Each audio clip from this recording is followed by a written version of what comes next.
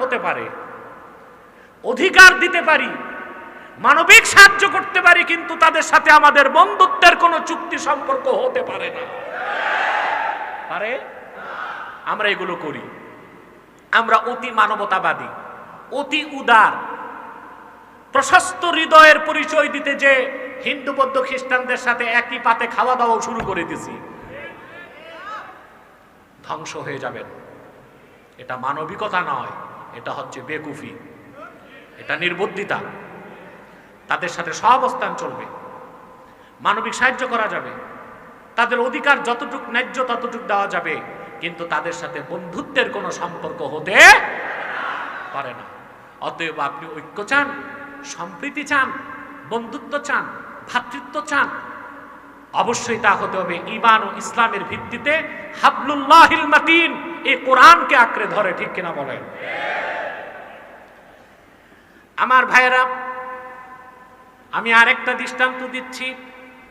হুনাইনের যুদ্ধে রাসূলুল্লাহ সাল্লাল্লাহু আলাইহি সাল্লাম গনিমতের মাল ভাগ করতে লাগলেন। হুনাইন যুদ্ধে আল্লাহর হুকুমে আল্লাহর রাসূল সাল্লাল্লাহু আলাইহি ওয়াসাল্লাম মুহাজির সাহাবীদেরকে একটু বেশি গনিমতের মাল দিয়েছেন। দেখা গেল কিছু কিছু আনসার সাহাবী বেজার হয়ে গেছেন।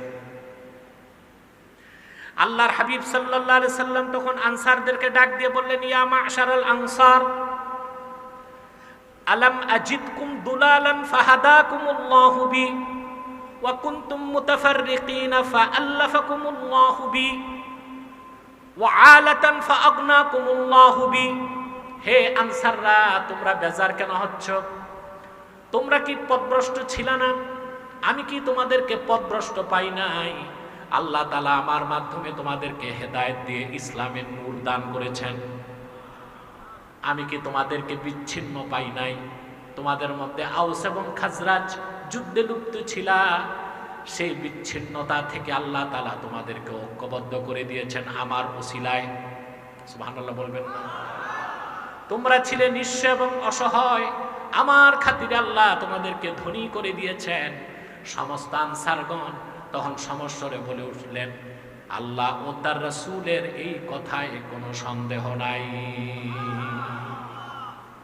রাসূলুল্লাহ সাল্লাল্লাহু আলাইহি সাল্লাম আনসাররা যে বিচ্ছিন্ন ছিল, আউস আর খাজরাজ, তাদের ঐক্যের ক্ষেত্রে কোন কথাটা বলেছেন? হেদায়েতের কথাটাকে, অর্থাৎ ঈমানই তাদেরকে ঐক্যবদ্ধ করছে। কি ঐক্যবদ্ধ করছে? জাতীয়তাবাদ না, ঈমান। কোন জিনিস? অতএব মুসলিম উম্মাহ